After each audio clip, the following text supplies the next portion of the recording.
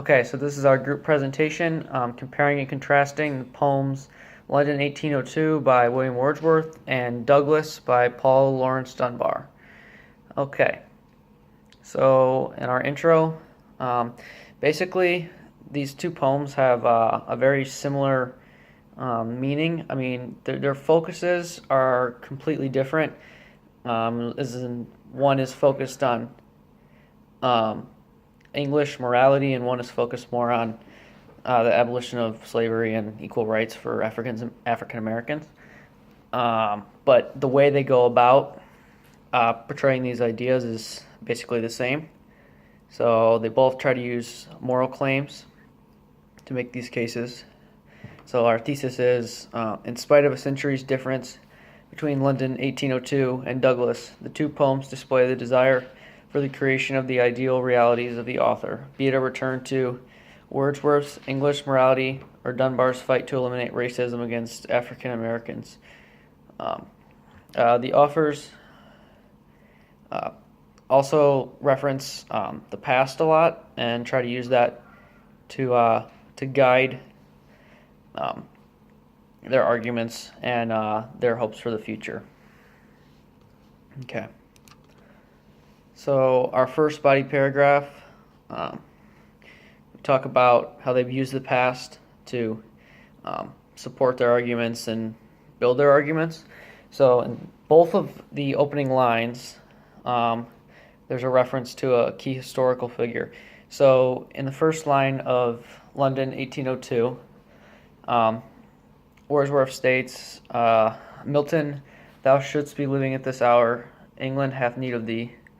And he's basically calling out to other poet who passed on by then, but John Milton, who also worked trying to.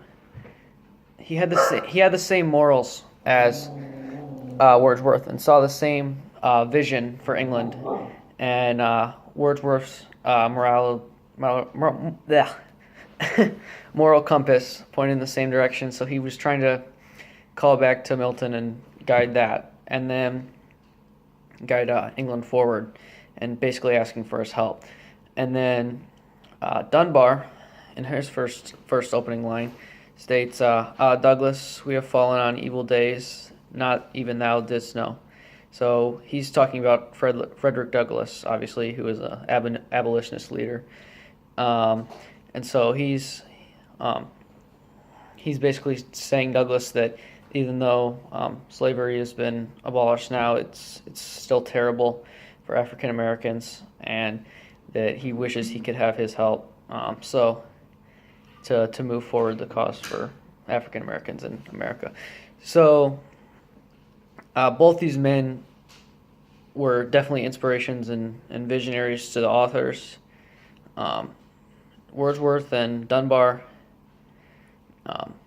clearly were influenced by them and looked to seek their help in their movements. Also, Wordsworth talks about returning to a state of manners, virtues, freedom, and power.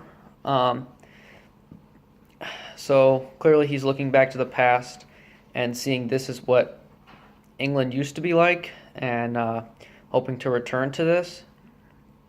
And Dunbar also kind of reminisces with Douglas over the horror that they lived in, but it's a different kind of looking back, I guess, because Dunbar is looking to get out of this while Wordsworth is trying to return. That's one of the major differences between these two poems, other than just because one is trying to go back to a state, as in London, they're trying to go back to English morality that they've lost with the Enlightenment, while Dunbar is looking to move out of these old set ways in slavery and racism in the U.S. Okay. So in the second body paragraph, we discussed how the morals need to take up a larger role in society once again. Obviously, Wordsworth was the center of his argument. I mean, he wanted more of a Christian-based society with strong morals. And among the English people. But Dunbar was similar in this because obviously slavery is immoral and racism is immoral, but he was looking to move forward, which is, again, as stated earlier, the major difference between these two. So they both place morals at the center, where Dunbar uses it more emotionally, while Wordsworth uses it actually as what he's trying to accomplish. And they use language to emphasize how negatively they feel about the state of their nations. So Wordsworth calls England a fen, which it means swamp. So that emphasizes how, I mean, a swamp is a disgusting place with little life and no progress. So he's showing that England is clearly just not in a good place in his mind. And Dunbar refers to America as a storm, and storm is just chaotic and violent, and that's the life that the African Americans experience at this time. So their schemas are very different, but they go about reaching their conclusions in a similar way with the moral part of this argument. That brings us to the conclusion. So basically, the method of the arguments are almost mirror images between London 1802 and Douglas. They're guided by the past and morality as well. Their beliefs are different, but they basically just get there the same way.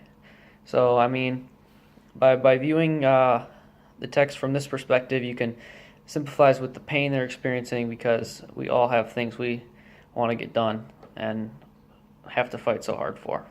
All right, so that's it.